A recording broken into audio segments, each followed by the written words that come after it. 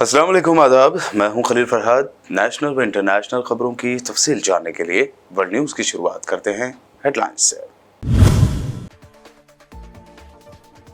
मिस्र के दारुल हुकूमत काहिरा में जारी इसराइल हमास मज़ाकरात बेनतीजा खत्म। इसराइल ने अपनी हट धर्मी बरकरार रखते हुए वफद वापस बुला लिया।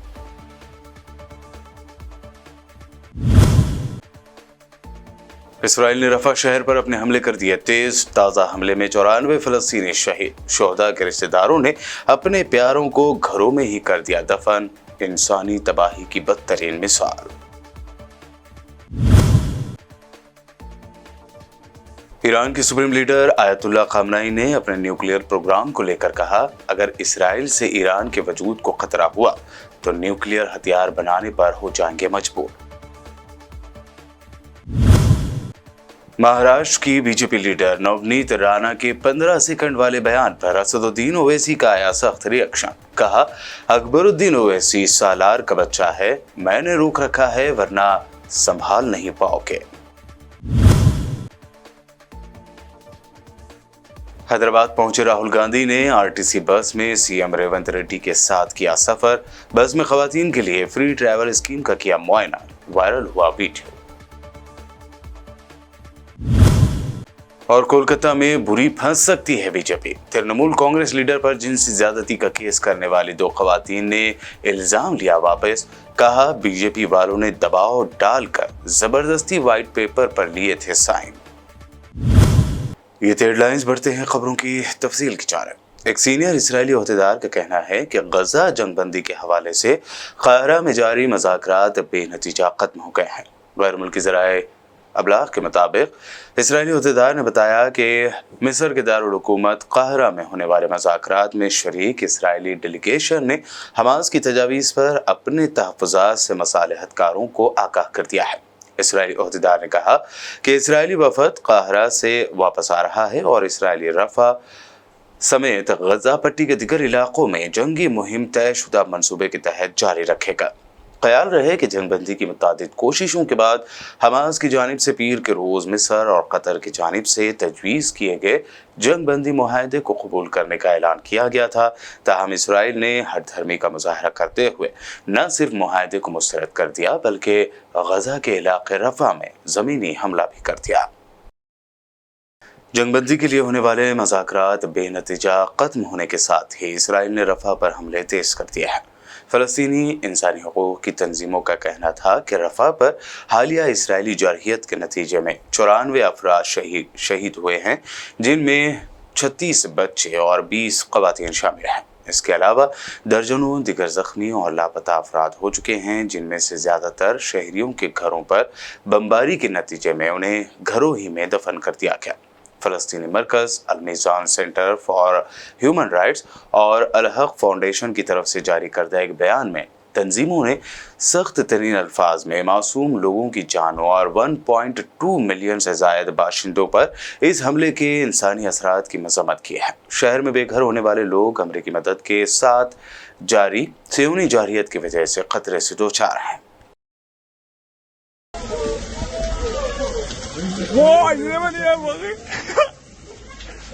Aber sí, Pacheco también, ¿eh?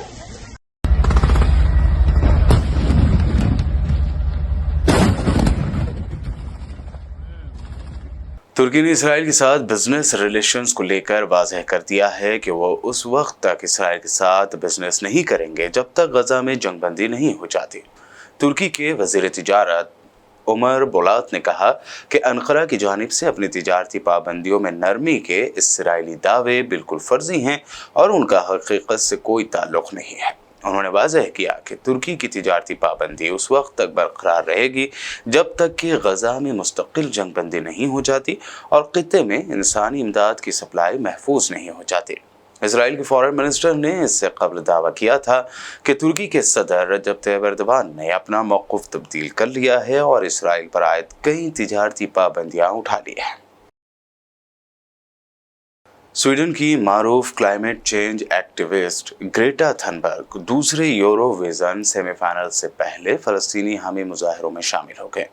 मौसमियाती कारकुन ग्रेटा थनबर्ग यूरोजोन 2024 की मेजबान शहर मालमो में हजारों फलस्तीनी हामी मुजाहिरीन के साथ शामिल एहतजाज में शरीक रहीं ताकि इस साल के दूसरे सेमीफाइनल से पहले मुकाबले में इसराइल की शिरकत के खिलाफ एहतजाज किया जा सके। करीब 1 लाख से ज्यादा अफराद साउथ स्वीडिश शहर में सालाना एक इवेंट के लिए जमा हुए हैं जो गजा में इसराइली फौजी मुहिम के खिलाफ एहतजाज और बाइकाट के दौरान हो रहा है।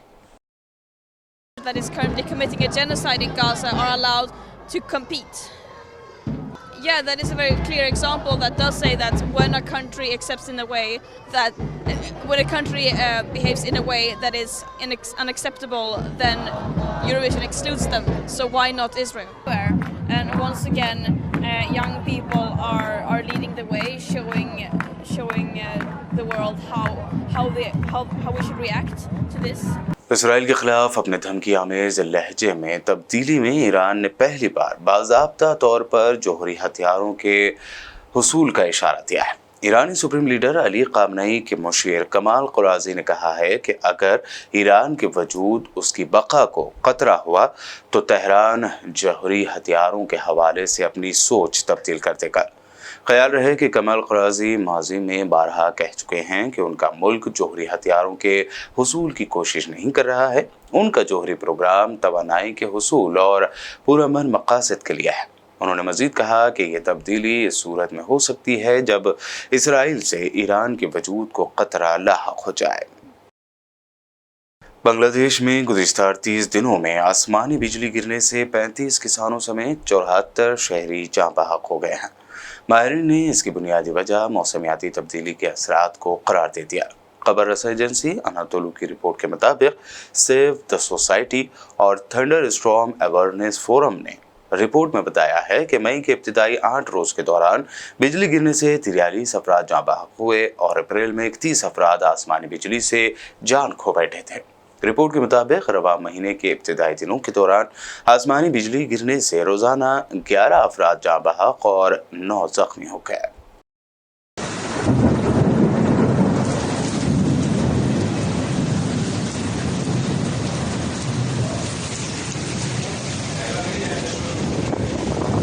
ब्रिटेन में खबरों का सिलसिला लगातार यूं ही जारी रहेगा। फिलहाल रुकते हैं एक छोटे से ब्रेक के लिए।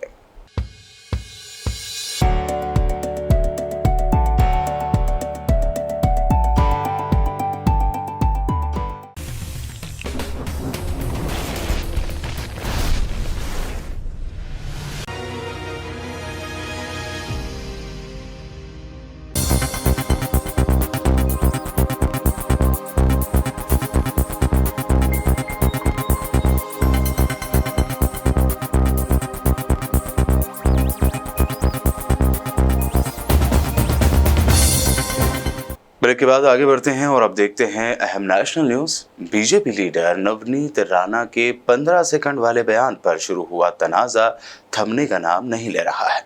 इतना ही नहीं, नवनीत राणा की जानिब से मजलिस के फ्लोर लीडर और चंद्रायन गुट्टा एमएलए अकबरुद्दीन ओवैसी को छोटे कहकर मुखातिब करने पर असदुद्दीन ओवैसी ने कहा कि वो सालार का बच्चा है, मैंने उन्हें रोक रखा है, लेकिन अगर मैंने उन्हें कह दिया तो फिर तुम उन्हें संभाल नहीं पाओगे।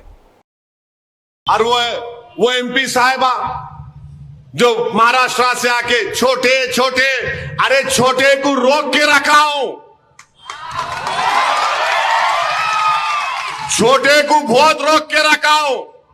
अगर जिस दिन मैं छोटे को बोला कि मियां मैं जरा आराम कर तो तुम संभाल लो, फिर तुम संभालो। छोटे छोटे, तुमको मालूम ही क्या है छोटा क्या है नहीं मालूम तुमको। तोप है वो, बोर बच्चा है, सालार का बेटा है। बहुत मुश्किल से समझा के बिठाना पड़ता उनको, बहुत मुश्किल से। और उनको समझाने वाले का नाम असदुद्दीन ओवैसी है, किसके बाप को नहीं सुनने वाला है छोटा। बोल दूं कल से शुरू करो बैटिंग। अभी खाली उन्होंने टाइमिंग कर रहे, सिंगल ले रहे, 1 2 3 कर रहे। अगर शुरू हो गए T20 का तो फिर तुम्हारा भी T20 फिर कैसा होगा देखो। हाँ, अरे आप बताइए, आप 15 सेकंड का थे इनको, 15 सेकंड, मुर्गी का बच्चा हूं मैं? हाँ, 15 सेकंड का थे, बोलो ना कहां पे आना आता हूं मैं? तुम्हारे पप्पा से पूछो, दिल्ली वाले पप्पा से पूछ के बताओ मेरे को, तुम्हारे घर पे आऊं, तुम्हारे ऑफिस पे आऊं, कहां पे आऊं बताओ? 15 सेकंड ये कर देंगे। अरे क्या मुल्क है ये? क्या है यहां पर? कोई कानून नहीं है भारत में? पुलिस क्या वो आईपीसी का नहीं है? कोई भी आ रहा बोल के जा रहा। हैदराबाद दौरे पर पहुंचे कांग्रेस कायद राहुल गांधी ने कल अचानक आरटीसी बस में सफर करते हुए खवातीन के लिए फ्री बस सर्विस स्कीम का जायजा लिया। इस मौके पर उनके हमरा तेलंगाना के सीएम रेवंत रेड्डी भी मौजूद थे। सफर के दौरान उन्होंने बस में मौजूद खवातीन से बात भी की और पूछा कि क्या उनसे कोई टिकट लिया गया है। एलबी नगर से उन्होंने सिटी बस में ये सफर किया। उनका सिटी बस में सफर का वीडियो सोशल मीडिया पर खूब वायरल हो रहा है।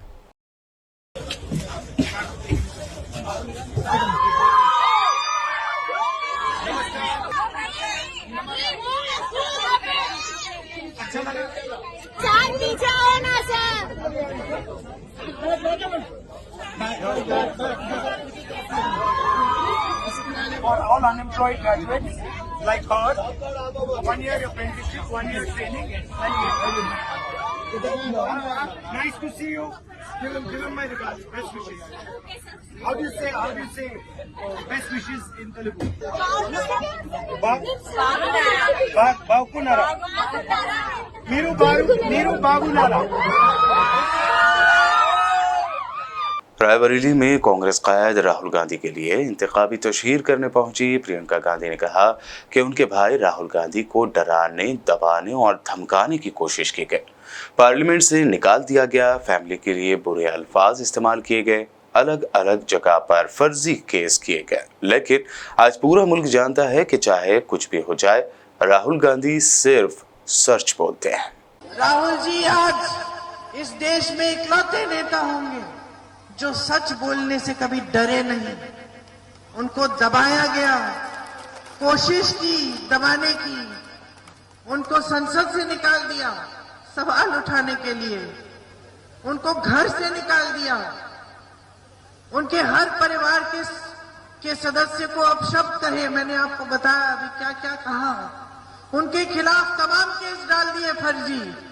गुजरात में डाला, बिहार में डाला, ताकि उनको दौड़ना पड़े, एक प्रदेश से दूसरे प्रदेश में कचहरी में जाना पड़े, पेश होना पड़े। पीछे नहीं हटे, डरे नहीं, इनकी धमकियों से डरे नहीं और न कभी डरेंगे। वो शायद इस देश में एक ही ऐसे नेता हैं जिसके बारे में सब पूरा देश आज जान गई है कि ये आदमी कुछ भी हो जाए लेकिन सच बोलेगा।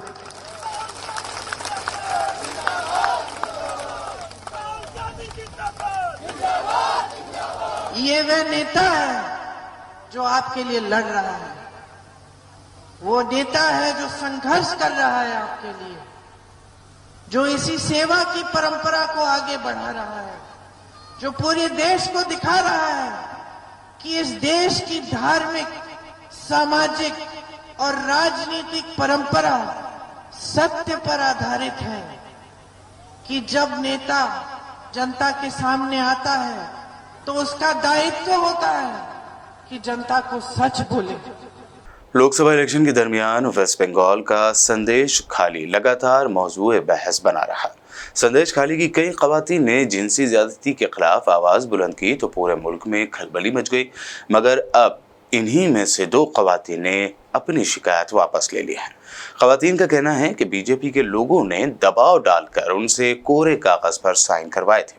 एक ही घर की 2 खवातीन ने तृणमूल कांग्रेस लीडर पर लगाए जिनसी हरासानी के इल्जाम को वापस ले लिया है। इन खवातीन के मुताबिक उन पर झूठी शिकायत करने का दबाव बनाया गया था। बीजेपी के लोगों ने दोनों खवातीन से खाली व्हाइट पेपर पर साइन करवाए और रेप की शिकायत लिखकर वुमेन्स कमीशन में दे दी थी। काबिल जिक्र है कि इन दोनों खवातीन ने मजिस्ट्रेट के सामने ये बयान दिया है और कहा है कि हमारा इस झूठी शिकायत से कोई लेना देना नहीं है। बिहार में मीडिया से बात करते हुए तेजस्वी यादव ने कहा कि अभी तो सिर्फ 3 ही फेज के इलेक्शन हुए हैं, लेकिन बीजेपी की मायूसी खुलकर सामने आने लगी है। इस दौरान उन्होंने मजहब के नाम पर वोट मांगने वाली बीजेपी को भी शदीद तनकीद का निशाना बनाया। नारा 40 का नारा बीजेपी के लोग जो है वो देना बंद कर दिए हैं। हाँ समझ गए ना, देखो कितना दिन तक झूठ का सहारा ले सकते हैं। अब जनता रगड़ने लगी है, अभी तो रगड़ाई ढंग से हुई, अभी तो 3 फेज ना भइल बा, 4 फेज और बाकी बा। लालू जी कह रहे अभी एकदम ललाही थे, लोग ढूंढता ईवीएम मशीनवा जल्दी मिली कि जल्दी ललटेनवा पे बटन दबाई और भाजपा के भगाई, बुझाता रहो लोग। चलो 32 सीट जीतेंगे। और ये सब देखो, हमारा धर्म शास्त्र क्या सिखाता है, धर्म के साथ साथ कर्म की बात होनी चाहिए। प्रधानमंत्री ने 10 साल तक कर्म क्या किया है थोड़ा बता दे। कर्म के बारे में थोड़ा 10 साल में बिहार के लिए क्या किया। केवल झूठ बोला, झूठ ही बोलना उनका काम है, भ्रम फैलाना, नफरत फैलाना, बांटना, यही उनको आता है और वो ही कर रहे हैं। अश्विनी चौबे समाजवादी पार्टी लीडर अखिलेश यादव ने फिर एक मर्तबा कोरोना वैक्सीन को लेकर बीजेपी और नरेंद्र मोदी पर तनकीद की है। उन्होंने कहा कि जब वैक्सीन कंपनी कह रही है कि हम अपनी वैक्सीन वापस लेंगे, तो बताओ जिसको वैक्सीन लग गई है उसे वापस कैसे लिया जाएगा। साथ ही उन्होंने वैक्सीन सर्टिफिकेट से पीएम मोदी की तस्वीर गायब हो जाने पर तंज भी किया। वैक्सीन कंपनी कह रही है कि हम अपनी वैक्सीन वापस लेंगे। अरे बताओ, ये जिसने वैक्सीन लग गई उसकी कैसे वापस निकालोगे? और फोटो गायब हो गई। फोटो क्यों गायब हो गई? अगर वैक्सीन ठीक थी तो इन्होंने अपनी फोटो क्यों हटा दी? और मैंने सुना है कि होर्डिंगों पे डबल इंजन की सरकार बोलने वालों के इंजन है ही नहीं, और जिसके लिए वोट मांगने आ रहे हैं वो खटारे इंजन की फोटो ही नहीं है। आपके भी तो होर्डिंग लगे होंगे बड़े बड़े डबल इंजन वालों के। बताओ, एक इंजन गायब है कि नहीं गायब है? उसमें जो अभी इंजन भाषण दे रहा था वो गायब है कि नहीं गायब होर्डिंग से? और खटारा इंजन जिसके लिए मांग रहे वोट, बताओ वो है क्या होर्डिंग में? गुजरात से नौजवान लीडर जिग्नेश मेवानी ने एक वीडियो जारी करते हुए नरेंद्र मोदी से पूछा कि जब उन्हें पता है कि अडानी और अंबानी ने बोरियों में भरकर कांग्रेस को पैसा दिया है तो वो क्या कर रहे हैं। पूरा सिस्टम तो उन्हीं की जेब में है, कार्रवाई करने से उन्हें कौन रोक रहा है। 135 करोड़ जनता ने ये कहावत सुनी होगी, उल्टा चोर कोतवाल को डांटे। लेकिन इस कहावत को चरितार्थ होते हुए कल पूरे मुल्क ने देखा, जब भारत के माननीय प्रधानमंत्री नरेंद्र मोदी ने यह कहा कि कांग्रेस पार्टी अडानी और अंबानी से टेम्पो और बोरियों में भरकर काला धन लेती है। यदि मोदी साहब इसमें सच्चाई है तो सवाल ये खड़ा होता है, तो इतने साल आप इस मुद्दे पर क्या मंजीरा बजा रहे थे? अब तक आपने ईडी, सीबीआई और इनकम टैक्स का छापा मरवाकर अडानी और अंबानी की गिरफ्तारी क्यों नहीं करवाई? आपको ये इंफॉर्मेशन किस प्रकार से मिली? आप तो प्रधानमंत्री है, चुनाव सर पे है, आप बौखलाहट के कारण झूठ बोल नहीं सकते, तो मानते आपने सच बोला होगा। तो कल ही गौतम अडानी और मुकेश अंबानी के घर ईडी, सीबीआई और इनकम टैक्स भेजकर सारा काला धन एकत्रित करिए और भारत सरकार की तिजोरी में डाल दीजिए। वुमेन्स कांग्रेस की सदर अलका लांबा ने भी अडानी अंबानी की जानिब से ब्लैक मनी दिए जाने के बाद पीएम मोदी के बयान पर कहा कि अब देखना होगा कि ईडी, इनकम टैक्स क्या करती है, वज़ीर आज़म से पूछताछ होगी या नहीं। साथियों, देश में तीसरे चरण का चुनाव समाप्त हो चुका है। चौथे चरण में हम पहुंच चुके हैं और प्रधानमंत्री जी डरे हुए हैं अपनी हार को सामने देखकर। पहले चरण में कोई क्या खा रहा है, मच्छी पर उनका बयान था। दूसरे चरण में आते आते उनका जो है ध्यान चला गया पूरी तरह महिलाओं के मंगलसूत्र का डर उन्हें दिखाने लग गए। फिर गुजरात में बोला आपकी भैंस खतरे में है, कांग्रेस आएगी तो आपकी 2 में से एक भैंस लेकर चली जाएगी। और आज प्रधानमंत्री जी अपने ही पूंजीपति मित्रों को, जिनका वो पोषण करते रहे, देश की सारी संपत्तियां, सारी विरासत उन्हें सौंपते चले गए। और आज जब पता लगा कि जवाब देना मुश्किल हो रहा है, तो आज अडानी अंबानी अडानी का नाम लेकर कांग्रेस पे आरोप लगाने लग गए कि अडानी अंबानी के पास काला धन है, और वो काला धन वो भर भर कर थैलों में, टेम्पो में कांग्रेस को पहुंचा रहे हैं। प्रधानमंत्री जी आप पूरी तरह घिर चुके हैं।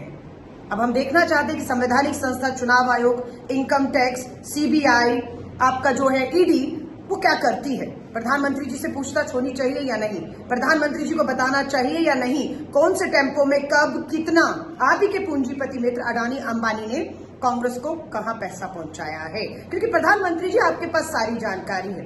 श्री राहुल गांधी जी तो लगातार कहते रहे, सदन में खड़े होकर कहा, सदन के बाहर खड़े होकर कहा, इस बात को उठाया कि अडानी की शेल कंपनियों में 20,000 करोड़ किसका है? प्रधानमंत्री जी बोलिए। आप खामोश रहे। लेकिन आज चौथा चरण का चुनाव जब आ गया तो आप मजबूर हो गए और आपको समझ ही नहीं आया बोलना क्या, और आप वो बोल गए जो कहीं ना कहीं बिल्कुल राहुल गांधी जी ने ठीक आपसे पूछा है कि मोदी जी बताइए, आपका निजी अनुभव बताता है कि आपके पूंजीपति मित्र अडानी अंबानी इलेक्ट्रोल बॉन्ड के माध्यम से कहें या नोटबंदी में किस तरीके से उनका काला धन आपने सफेद कर दिया रातों रात। जनता बेचारी सोचती रह गई कि काला धन आएगा, 15 लाख उनके बैंक खातों में आएगा, वो तो आया नहीं। लेकिन आज आप पूरी तरह घिर चुके हैं। हम दोबारा से बिल्कुल लोकतंत्र का मुद्दा, संविधान का मुद्दा खड़ा रहेगा। हम आपको मुद्दों से भटकने नहीं देंगे, ना देश को भटकाने देंगे आपको। आज लोकतंत्र को बचाने की लड़ाई है, संविधान को बचाने की लड़ाई है। देश में महंगाई, बेरोजगारी मुद्दा है। इन सबके साथ साथ बिल्कुल हम आपके पूंजीपति मित्रों की जो लूट खसूट है उसको हम बिल्कुल बेनकाब करेंगे। और अब समय दोबारा आ चुका है कि आप गुमराह मत करिए, मुद्दे पर आइए, जवाब दो, हिसाब दो प्रधानमंत्री जी। और अब आखिर में हेडलाइंस पर डालते हैं एक और नजर। मिस्र के दारुल हुकूमत काहिरा में जारी इसराइल हमास मज़ाकरात बेनतीजा खत्म। इसराइल ने अपनी हट धर्मी बरकरार रखते हुए वफद वापस बुला लिया।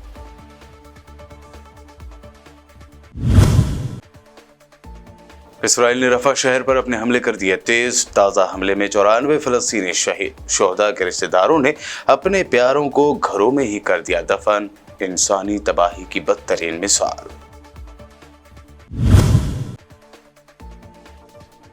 ईरान की सुप्रीम लीडर आयतुल्लाह खामनाई ने अपने न्यूक्लियर प्रोग्राम को लेकर कहा, अगर इसराइल से ईरान के वजूद को खतरा हुआ तो न्यूक्लियर हथियार बनाने पर हो जाएंगे मजबूर।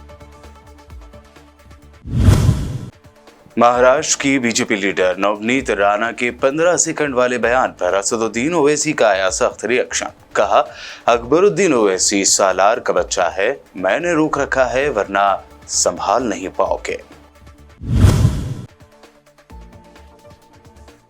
हैदराबाद पहुंचे राहुल गांधी ने आरटीसी बस में सीएम रेवंत रेड्डी के साथ किया सफर। बस में खवातीन के लिए फ्री ट्रैवल स्कीम का किया मुआयना। वायरल हुआ वीडियो।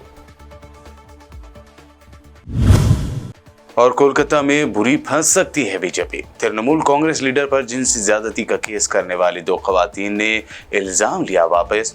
कहा, बीजेपी वालों ने दबाव डालकर जबरदस्ती व्हाइट पेपर पर लिए थे साइन। वर्ल्ड न्यूज में अभी आपने देखी अब तक की अहम नेशनल व इंटरनेशनल न्यूज। मजीद ताज़ा तरीन अपडेट्स और दिलचस्प प्रोग्राम्स के लिए देखते रहिए BBN चैनल।